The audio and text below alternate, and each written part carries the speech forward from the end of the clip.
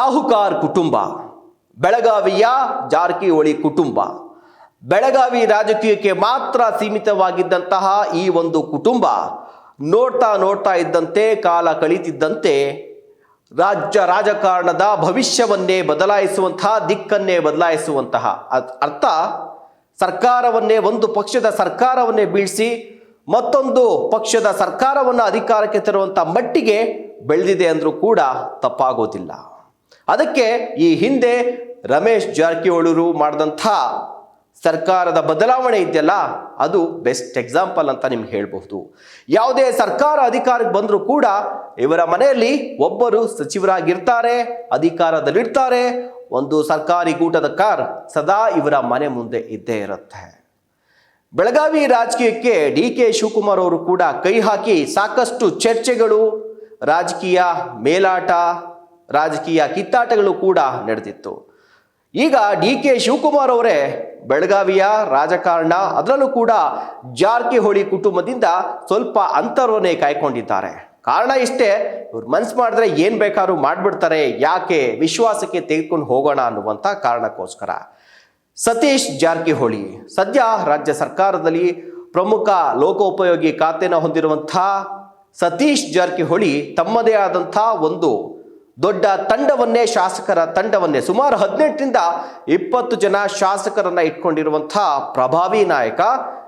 ಅದರಲ್ಲೂ ಕೂಡ CM ಸಿದ್ದರಾಮಯ್ಯ ಅವರಿಗೆ ಬಹಳ ಆಪ್ತರು. ಡಿ.ಕೆ. ಶಿವಕುಮಾರ್ ಅವರು ಕೂಡ ನಮ್ಮ ಸೀನಿಯರ್ ಲೀಡರ್, ಮುಂದೆ ನಮ್ಮ ಜೊತೆ KPCCನಲ್ಲಿ ವರ್ಕಿಂಗ್ ಸೆಕ್ರೆಟರಿಯಾಗಿ ಕೆಲಸವನ್ನು ಕೂಡ ಮಾಡಿದ್ದಾರೆ. ಅವರು ಕೂಡ ಮುಂದೆ ನಾವು 28ಕ್ಕೆ ಸರ್ಕಾರವನ್ನು ತರೋದಕ್ಕೆ ಏನು ಬೇಕೋ ಅದ್ರ ಬಗ್ಗೆ ಯೋಜನೆಯನ್ನು ಮಾಡ್ತಾ ಇದ್ದಾರೆ ಅನ್ನುವಂಥ ಹೇಳಿಕೆಯನ್ನು ಇವತ್ತು ಕೊಟ್ಟಿದ್ದಾರೆ. ಆದರೆ ಆ ಹೇಳಿಕೆ ಹಿಂದೆ, ಜೊತೆಗೆ ಇತ್ತೀಚೆಗೆ ಸತೀಶ್ ಜಾರಕಿಹೊಳಿ ಅವರು ದೆಹಲಿಗೆ ಹೋಗಿ ಪ್ರವಾಸವನ್ನು ಮಾಡ್ಕೊಂಬಂದರು.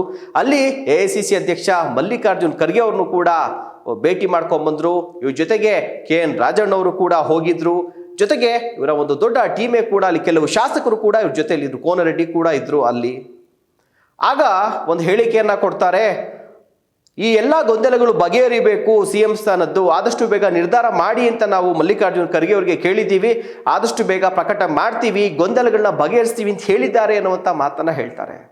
ಆದರೆ ಅಲ್ಲಿ ಡಿ.ಕೆ. ಶಿವಕುಮಾರ್ ಅವ್ರಿಗೆ ಸತೀಶ್ ಜಾರಕಿಹೊಳಿ ಚೆಕ್ ಪೇಟ್ ಇಡೋದಕ್ಕೆ ಹೊರಟಿದ್ರು, ಹೋಗಿ ಬಂದ್ರು ಅನ್ನುವಂಥದ್ದು ಡಿ.ಕೆ. ಶಿವಕುಮಾರ್ಗೆ ಗೊತ್ತಿಲ್ಲದೆ ಇರುವಂಥ ವಿಚಾರ ಏನಲ್ಲ. ಅದಕ್ಕೆ ಅವ್ರು ಇವತ್ತೊಂದು ಹೇಳಿಕೆ ಕೊಡ್ತಾರೆ, ಅವರು ನಮ್ಮ ಸೀನಿಯರ್ ಲೀಡ್ರು, ನಮ್ಮ ಜೊತೆ ಕೆಲಸ ಮಾಡಿದ್ದಾರೆ, ಹೀಗಾಗಿ 2028ಕ್ಕೆ ಪಕ್ಷವನ್ನು ಅಧಿಕಾರಕ್ಕೆ ತರೋದಕ್ಕೆ ಒಂದಷ್ಟು ಚರ್ಚೆಗಳು ಮಾಡ್ತೀವಿ, ನಾವೆಲ್ಲ ಸಮಾನ ಮನಸ್ಕರು ಅನ್ನುವಂಥ ಒಂದು ಹೇಳಿಕೆಯನ್ನ ಕೊಟ್ಟರು. ಆದರೆ ಡಿ.ಕೆ. ಶಿವಕುಮಾರ್ ಅವ್ರು ಕೊಟ್ಟಂತ ಹೇಳಿಕೆ ಇದೆಯಲ್ಲ, ಸತೀಶ್ ಜಾರಕಿಹೊಳಿ ಹೋಗಿದ್ದಂಥದ್ದು ಬೇರೆ ಉದ್ದೇಶಕ್ಕೆ, ಅದು ಡಿ.ಕೆ. ಶಿವಕುಮಾರ್ ಅವ್ರಿಗೂ ಕೂಡ ಗೊತ್ತಿದೆ. ಸತೀಶ್ ಜಾರಕಿಹೊಳಿ ಅವರು ಹೋದಂಥ ಕಾರಣ ಇಷ್ಟೇ. ಮೊದಲೇ ಡಿ.ಕೆ. ಶಿವಕುಮಾರ್ ಅವರು CM ಸ್ಥಾನ ಸಿಕ್ಕಿಲ್ಲ ಅಂತ ಅತೃಪ್ತಿಯಲ್ಲಿದ್ದಾರೆ. ಗಾಯದ ಮೇಲೆ ಬರೆ ಎಳೆದಂತೆ, ಉರಿಯೋ ಬೆಂಕಿಗೆ ತುಪ್ಪ ಸುರಿದಂತೆ ಮತ್ತೊಂದಷ್ಟು ವಿಚಾರಗಳನ್ನು ಇಟ್ಕೊಂಡು ಸತೀಶ್ ಜಾರಕಿಹೊಳಿ ಟೀಮ್ AICC ಅಧ್ಯಕ್ಷ ಮಲ್ಲಿಕಾರ್ಜುನ ಖರ್ಗೆ ಅವರನ್ನ ಭೇಟಿ ಮಾಡಿದ್ರು. ಏನಂದ್ರೆ ಈ ವಿಚಾರ ಇದೇ ಮೊದಲಲ್ಲ, ಈ ಹಿಂದೆನೂ ಕೂಡ ಪ್ರಸ್ತಾಪ ಮಾಡಿದ್ರು. ಆದರೆ ಅವಾಗ ಡಿ.ಕೆ. ಶಿವಕುಮಾರ್ ಅವ್ರಿಗೆ ಅಷ್ಟೇನು ಇದು ಎಫೆಕ್ಟ್ ಆಗುತ್ತೆ ಅನ್ನುವಂಥ ಮಟ್ಟಿಗೆ ಏನಿರಲಿಲ್ಲ. ಆದರೆ ಈಗಿರುವಂಥ ಸನ್ನಿವೇಶದಲ್ಲಿ ಡಿ.ಕೆ. ಶಿವಕುಮಾರ್ ಅವರಿರುವಂಥ ಪರಿಸ್ಥಿತಿಯಲ್ಲಿ ಈ ರೀತಿಯಾದಂಥ ಬೆಳವಣಿಗೆಗಳು ಬಹುಶಃ ಡಿ.ಕೆ. ಶಿವಕುಮಾರ್ ಅವ್ರಿಗೂ ತಡ್ಕೊಳಕ್ ಆಗ್ತಾ ಇಲ್ಲ. ಬಟ್ ಆದರೆ ಮೇಲ್ನೋಟಕ್ಕೆ ತೋರಿಸ್ಕೊತಾ ಇಲ್ಲ. ಈ ರಾಜ್ಯ ಸರ್ಕಾರದಲ್ಲಿರುವಂಥ ಏಕೈಕ ಉಪಮುಖ್ಯಮಂತ್ರಿ ಅಂದರೆ ಅದು ಡಿ.ಕೆ. ಶಿವಕುಮಾರ್. ಡಿ.ಕೆ. ಶಿವಕುಮಾರ್ ಅವರು ಒಪ್ಪಂದ ಆದಂಥ ಸಂದರ್ಭದಲ್ಲೇ ಹೇಳಿದ್ರು, ನಾನು ಒಬ್ಬನೇ ಉಪಮುಖ್ಯಮಂತ್ರಿ ಆಗಿರಬೇಕು, ಹೆಚ್ಚುವರಿ ಉಪಮುಖ್ಯಮಂತ್ರಿ ಸ್ಥಾನಗಳನ್ನ ಮಾಡಬಾರ್ದು ಅನ್ನೋಂಥ ಬೇಡಿಕೆಯನ್ನು ಇಟ್ಟಿದ್ರು. ಆದರೆ ಸತೀಶ್ ಜಾರಕಿಹೊಳಿ ಅವರು ಇನ್ನೂ 3-4, ಕನಿಷ್ಠ ಅಂದ್ರೆ 3 ಅಥವಾ 4 ಉಪಮುಖ್ಯಮಂತ್ರಿ ಸ್ಥಾನವನ್ನ ಕೊಡಬೇಕು, ಮಾಡಬೇಕು, ಸಮುದಾಯವರು ಒಂದು ಉಪಮುಖ್ಯಮಂತ್ರಿ ಸ್ಥಾನವನ್ನ ಕೊಡಬೇಕು ಅನ್ನುವಂಥ ಡಿಮ್ಯಾಂಡನ್ನು ಮೊದಲಿಂದನೂ ಕೂಡ ಇಟ್ಟಿದ್ರು. ಇತ್ತೀಚೆಗೆ ಖರ್ಗೆ ಅವ್ರನ್ನ ಭೇಟಿ ಮಾಡಿದಾಗಲೂ ಕೂಡ ಈ ಒಂದು ಡಿಮ್ಯಾಂಡನ್ನು ಇಟ್ಟಿದ್ದಾರೆ. ಒಂದು ಜೊತೆಗೆ ಕಾಂಗ್ರೆಸ್ ಪಕ್ಷದಲ್ಲಿ ಒಂದು ರೂಲ್ ಇದೆ, ಒಬ್ಬ ವ್ಯಕ್ತಿಗೆ ಒಂದೇ ಹುದ್ದೆ ಅಂತ ಹೇಳಿ. ಆದರೆ ಡಿ.ಕೆ. ಶಿವಕುಮಾರ್ ಅವರು 2 ಹುದ್ದೆಯಲ್ಲಿದ್ದಾರೆ. ಒಂದು ರಾಜ್ಯದ ಉಪಮುಖ್ಯಮಂತ್ರಿಯಾಗಿ, ಮತ್ತೊಂದು KPCCಯ ಅಧ್ಯಕ್ಷರಾಗಿ. KPCC ಅಧ್ಯಕ್ಷರಾಗಿ ಈಗ ಆಲ್ರೆಡಿ 6 ವರ್ಷವನ್ನ ಡಿ.ಕೆ. ಶಿವಕುಮಾರ್ ಅವರು ಪೂರೈಸಿದ್ದಾರೆ.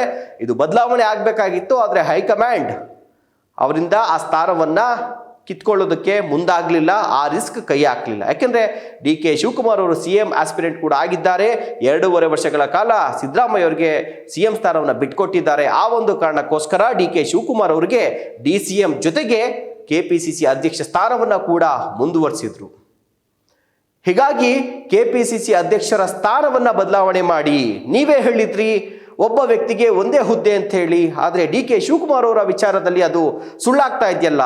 ಅವರು ಉಪಮುಖ್ಯಮಂತ್ರಿ ಕೂಡ ಆಗಿದ್ದಾರೆ, KPCC ಅಧ್ಯಕ್ಷರಾಗೂ ಕೂಡ ಮುಂದುವರಿಸಿದ್ರೆ ಇದನ್ನು ಯಾರು ಒಪ್ತಾರೆ? ಹೀಗಾಗಿ ಡಿ ಕೆ ಶಿವಕುಮಾರ್ ಅವರ ಬಳಿ ಇರುವಂತಹ ಅಧ್ಯಕ್ಷ ಸ್ಥಾನವನ್ನು ಬದಲಾವಣೆ ಮಾಡಿ ಅನ್ನುವಂಥ ಒಂದು ಡಿಮ್ಯಾಂಡ್ ಆದರೆ, ಮತ್ತೊಂದು ಡಿಮ್ಯಾಂಡ್ DCM ಆಗಿರುವಂಥ ಏಕೈಕ DCM ಆಗಿರುವಂಥ ಡಿ ಕೆ ಶಿವಕುಮಾರ್ ಅವರ ಜೊತೆಗೆ ಸಮುದಾಯವಾರು ಇನ್ನೂ ಒಂದು 4 ಉಪಮುಖ್ಯಮಂತ್ರಿ ಸ್ಥಾನವನ್ನು ಸಮುದಾಯವಾರು ಕೊಡಿ.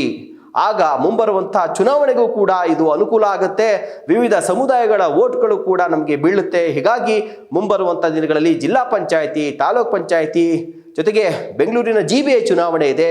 ಹೀಗಾಗಿ ಜಾತಿವಾರು ಒಂದು DCM ಸ್ಥಾನವನ್ನು ಕೊಟ್ಟರೆ ನಮಗೆ ಚುನಾವಣೆ ಗೆಲ್ಲೋದಕ್ಕೆ ಅನುಕೂಲ ಆಗುತ್ತೆ ಅನ್ನುವಂತಹ 2 ವಿಚಾರಕ್ಕೆ ಚೆಕ್ಮೇಟ್ ಇಟ್ಟು ಡಿ ಕೆ ಶಿವಕುಮಾರ್ ಅವರಿಗೆ ಚೆಕ್ಮೇಟ್ ಇಟ್ಟು ಬಂದಿದ್ದಾರೆ. ಬದಲಿಗೆ ಡಿ ಕೆ ಶಿವಕುಮಾರ್ ಅವರಿಗೆ CM ಸ್ಥಾನವನ್ನು ಬಿಟ್ಕೊಡುವಂತಹ ವಿಚಾರ ಆಗಲಿ ಅಥವಾ ಬೇರೆಯವ್ರನ್ನ CM ಆಗಿ ಮಾಡಿ ಅನ್ನುವಂಥ ವಿಚಾರ ಆಗಲಿ ಯಾವುದೂ ಇಲ್ಲ. ಜಾರಕಿಹೊಳಿ ಅಂಡ್ ಟೀಮ್ಗೆ ಸಿದ್ದರಾಮಯ್ಯ ಅವರೇ 5 ವರ್ಷಗಳ ಕಾಲ ಮುಖ್ಯಮಂತ್ರಿಯಾಗಿ ಮುಂದುವರಿಬೇಕು ಅನ್ನುವಂಥ ಇಂಗಿತ ಖಂಡಿತವಾಗ್ಲೂ ಇದೆ. ಜೊತೆಗೆ ಸ್ವತಃ ಸತೀಶ್ ಜಾರಕಿಹೊಳಿ ಅವರು ಕೂಡ CM ಸ್ಥಾನದ ಆಕಾಂಕ್ಷಿನೇ. ಆದರೆ ಅವರು ಹೇಳಿದ್ದಾರೆ, ನಾನು 2028ಕ್ಕೆ ಆಕಾಂಕ್ಷಿ, ಈಗ ನಾನು ಆಕಾಂಕ್ಷಿ ಅಲ್ಲ ಅಂತ ಹೇಳಿದ್ದಾರೆ. ಆದರೆ ಅವರು 28ವರೆಗೂ ಕೂಡ ಸಿದ್ದರಾಮಯ್ಯ ಅವರೇ ರಾಜ್ಯದ ಮುಖ್ಯಮಂತ್ರಿಯಾಗಿ ಮುಂದುವರಿಬೇಕು. ಡಿ ಕೆ ಶಿವಕುಮಾರ್ ಅವರ ಪ್ರಾಬಲ್ಯವನ್ನು ಕುಗ್ಗಿಸ್ಬೇಕು ಅಂತಂದ್ರೆ KPCC ಅಧ್ಯಕ್ಷ ಸ್ಥಾನವನ್ನು ಕಿತ್ಕೊಳ್ಬೇಕು. ಜೊತೆಗೆ ಉಪಮುಖ್ಯಮಂತ್ರಿಯಾಗಿ ಇನ್ನೂ 4 ಜನ ಸರ್ಕಾರದಲ್ಲಿ ಮುಂದುವರಿಬೇಕು, ಹೊಸದಾಗಿ ಬರಬೇಕು. ಆಗ ಡಿ ಕೆ ಶಿವಕುಮಾರ್ ಅವರು ಸಾಮಾನ್ಯ ಸಚಿವರಲ್ಲಿ ಅವರು ಕೂಡ ಒಬ್ಬರು ಸಚಿವರಾಗಿರ್ತಾರೆ ಅನ್ನುವಂಥ ಪ್ರಬಲವಾದಂಥ ಒಂದು ಚಕ್ರವ್ಯೂಹವನ್ನೇ ರೆಡಿ ಮಾಡಿಕೊಂಡು ಆ ಒಂದು ಪ್ಲಾನನ್ನು ಖರ್ಗೆ ಅವರ ಬಳಿ ಪ್ರಸ್ತಾಪ ಮಾಡಿ ಬಂದಿದ್ದಾರೆ. ಸದ್ಯ ಕಾಂಗ್ರೆಸ್ ಹೈಕಮಾಂಡ್ ಇರುವಂಥ ಪರಿಸ್ಥಿತಿಯಲ್ಲಿ ಡಿ ಕೆ ಶಿವಕುಮಾರ್ ಅವರ ವಿರುದ್ಧವಾಗಿ ಈ ರೀತಿಯಾದಂಥ ನಿರ್ಣಯವನ್ನಾಗಲಿ ಅಥವಾ ನಿರ್ಧಾರವನ್ನಾಗಿ ತೆಗೆದುಕೊಳ್ಳೋದಕ್ಕೆ ಯಾವುದೇ ಕಾರಣಕ್ಕೂ ಸಾಧ್ಯ ಇಲ್ಲ ಅನ್ನುವಂಥದ್ದು ಮೇಲ್ನೋಟಕ್ಕಂತೂ ಗೊತ್ತಾಗ್ತಾ ಇದೆ. ನಮಸ್ಕಾರ.